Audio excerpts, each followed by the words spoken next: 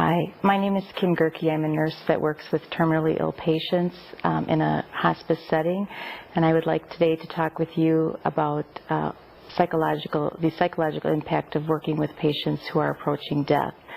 I would like to cover the areas of stages of grieving in end-of-life care as described by Elizabeth Kubler-Ross in her writings. The first stage of grief that person will go through or may start with is denial.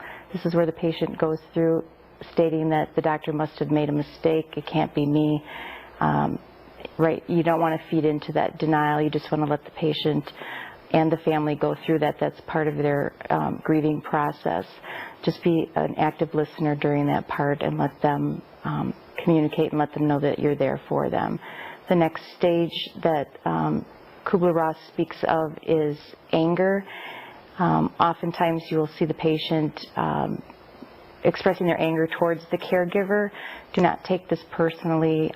Again, this is anger that is meant towards the person's disease or illness, and again, oftentimes is projected outwardly towards the caregiver. Again, be an active listener, offer comfort and support to the patient and family as they go through this area.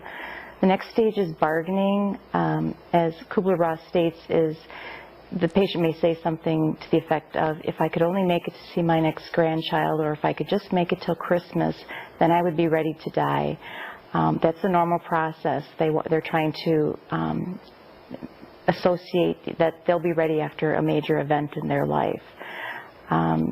Again, be a supportive listener, offer comfort and reassurance that you're there for them. Depression. This is a key state that a patient and family go through.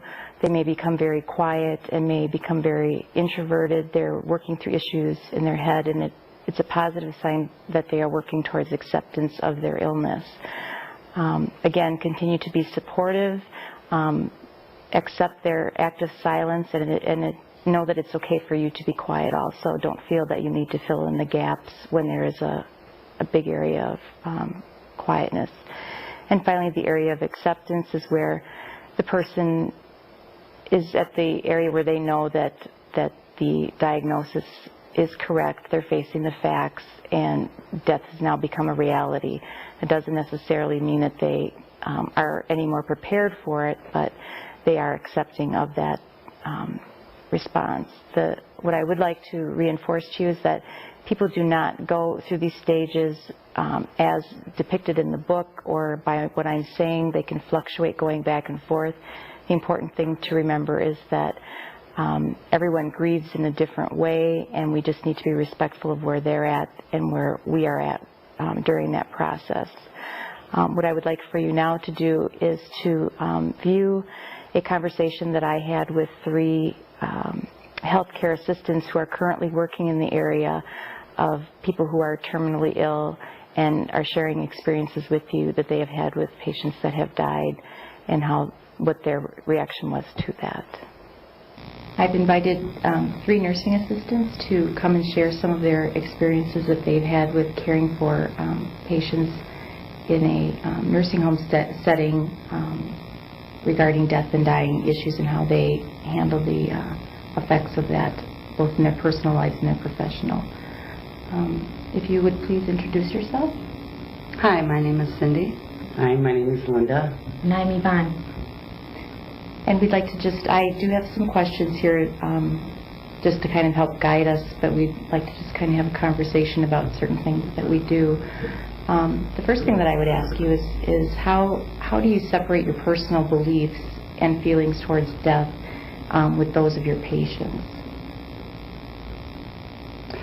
We try to respect their beliefs and put our beliefs aside to let them know that we're there for them, and whatever their wishes are, if they would like to see a chaplain at the time, or if they would just rather be left alone, that we're there for them.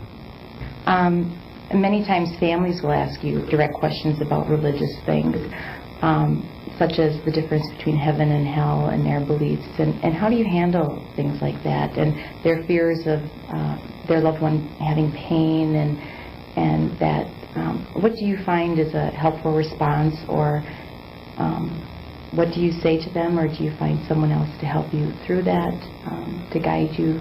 Because again, there really is no right answer to a family, but there's a lot that they're asking there in that one little question. Right. We let them know that there's a chaplain always available. We do have a list of chaplains, and also that hospice is available for any other, like, pain medications that they may need, and that we're there to try to comfort their pain. Have you ever had anyone ask you when someone's been appearing like they're sleeping, like a lot of families will say they look as though they're in a coma? How do you know if they're having pain? What do you find helpful to tell them? And has staff told you, your supervisors or nurses told you what things to look for that you can help share with the family so that they can look for if that person's not verbal? If the patient is restless, we know that there must be some pain or some discomfort. So then we go and talk to our charge nurse, and we let them know. As far as heaven and hell, I think what I do is I talk as positive as I can and try to stay away from every negative, and hell is a negative. So could you give an experience of something positive that you might say to someone when they ask that? We just had one resident pass away, and she was very restless. She was afraid, and she asked what was going to happen, and I told her that it was time for her to go dance with the angel, and she just held my hand. And I said that she was holding a rosary, so I knew that this was her belief. Mm-hmm. And, you know, there's a Bible next to her bed. Excellent. Those are very good things to cue in on that a lot of people don't know that we look at when we're in the rooms. Just knowing their religious background is of great help, right. And not to just assume that everyone believes in heaven and hell. A lot of times my response will be to families, you just need to go with what's in your heart, and if you feel comfort in knowing that that person is going on to a better place, then none of us truly know, you know, what happens after someone dies. But if we know that we can help them along the way be more comfortable, that I find that has been very helpful for me with helping right. families. And just reading the Bible to them is comforting. Reading, you know, ask them if you can read the Bible and something like that, and that's very comforting to them. Mm-hmm. Right. And again, that goes back to on admission with their religious beliefs right. that are shared with you. That's very important.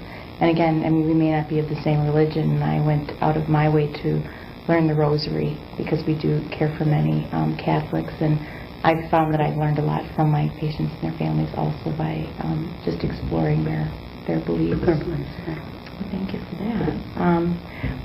Where or from whom do you receive the most support while caring for the terminally ill patients? Say here rather than at home. Your co-workers, your supervisors. I think, and we all work pretty much, it's very important that you work as a team, because that way then you can express your feelings much, much more easier. And